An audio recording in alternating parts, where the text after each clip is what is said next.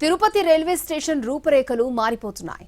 300 కోట్లతో శరవేగంగా అభివృద్ధి పనులు జరుగుతున్నాయి. వీలైనంత త్వరగా పనులు పూర్తి చేసేందుకు అధికారులు ప్రయత్నిస్తున్నారు.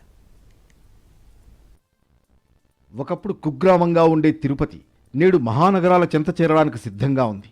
ఎప్పటినుంచో వరల్డ్ క్లాస్ రైల్వే స్టేషన్గా అభివృద్ధి జరగబోతోందని వినిపిస్తున్న మాట ఇప్పుడు నిజం కాబోతోంది.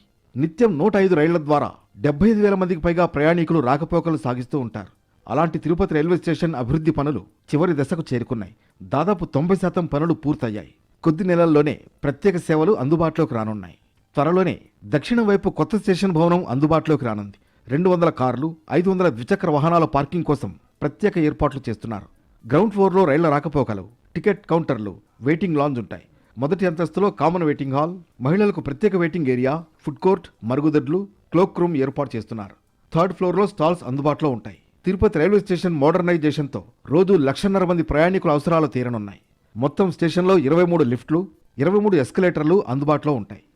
ఇక రైల్వే స్టేషన్లో కొత్తగా నిర్మించిన కాన్కోర్స్ ప్రయాణికులను ఆకట్టుకుంటోంది. ఇది ఎయిర్పోర్ట్ తరహాలో దక్షిణ ఉత్తరం వైపు భవనాలను కలుపుతుంది. వీటి కింద 6 ప్లాట్ఫామ్లున్నాయి.